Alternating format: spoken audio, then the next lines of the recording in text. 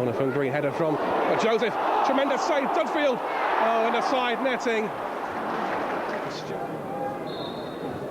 Into the box and a header. Tremendous save from Musselwhite. And a double save from Musselwhite. And it's a free-for-all in the box now. The referee is not going to let play continue. Tremendous double save from Paul Musselwhite. And there's still some argy-bargy going on involving Mark Joseph by the looks of it. Whips in towards Delaney. A chance to Anderson, it's blocked. Back with Delaney again. Elliott's header. Anderson, no bicycle kick. Alexander! Well, it was a whole host of Tigers players trying to force the ball home. I've never seen John Anderson try a bicycle kick, or a scissor kick, whatever you want to call it, but it didn't quite come off. And eventually, Gary Alexander's shot was blocked and out for a corner.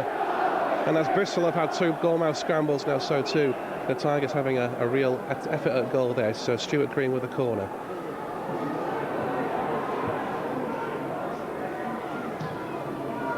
To the far post, Anderson's header, and Dudfield, and it's gone in from Gary Alexander, forcing the ball home.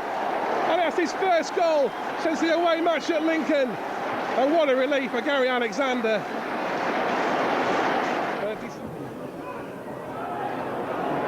That's a lovely ball from Ashby. Finds Steve Melton to Laurie Dudfield. Dudfield's cross is blocked behind Elliott. Elliott's shot blocked.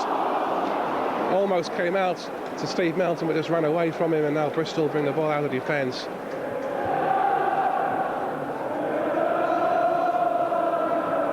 Alexander turns well.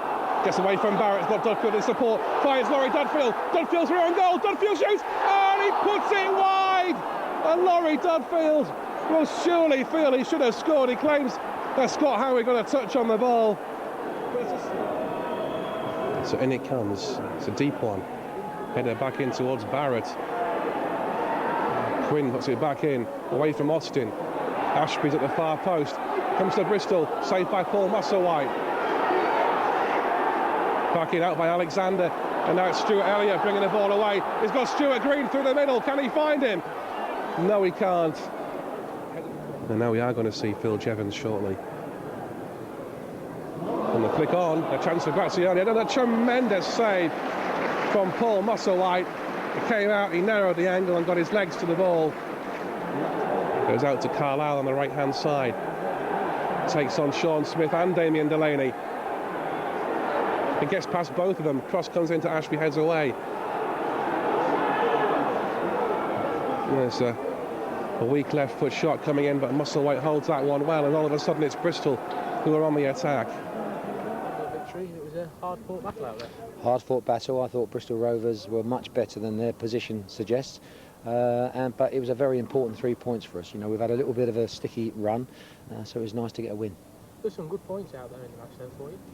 Yeah, I thought both goalkeepers actually were excellent, and Muzzy saved us a few times, and I thought their goalie also saved them from going 2 down, and then I think if we'd have gone 2 up, then I think we'd have won easily, but they kept going, and it made it a very nervous finish for us. Do you think there's any concern that obviously you've created some fantastic chances but only managed to put one in the net? Well, I much prefer to create them and miss them rather than not create them, and just lately we haven't created too many, or not as many as I would like, but today we created enough. Didn't finish off some tremendous moves, which would have been nice, but overall some of the play was good. You know, there's a few little poor points today where we didn't look solid enough in defence, but some of our passing forward and some of our play in midfield was really good. Second home match here and 2 victories. 2 victories. I know they've been pretty tight, but you know, if we can just keep winning here, then that's going to give us a chance. And obviously the atmosphere from the crowd, and it's a good, healthy crowd. Well, I'm desperate to perform well here in front of them. There's 14,000 again today, which for Division 3 is fantastic. But of course we want to get as close to that 22,000 as we can. And so if we can get into a playoff position, then I think that will encourage even more to come back. The speculation obviously that you're still looking for players. Have you got anybody in mind? Yeah, I have. I can't give you any names at the minute, but I'm still after another type of striker, very different type that we've got. But again, until I get him signed, sealed and delivered, I can't tell you anything. Is it a former Hull player? No, it's not. No, I know you're probably meaning Dean Windass. Dean is somebody that I really fancied, and I mentioned that to the chairman. But I think, unfortunately, finances we're a little bit short on that, so you know, we've had to look other areas. On a season as a whole so far, how happy are you with it now you've taken over? I'm pleased. We were 19th when I got here, and I think we're making steady progress. I think we've all got to be patient, supporters, chairman, myself, players, we've all got to be patient. There's still a lot of work to do, but we are making progress, and that's the most important thing. And how important it is to play on a good surface like you've got here? Well, the players should really enjoy playing here, and I know they do, but what we've got to make sure is that when we play away from home, we've got to go onto that pitch and be in a very positive mood like we are here. An ambition still to get in the playoffs? And without a doubt, I think that there's 20 matches to go.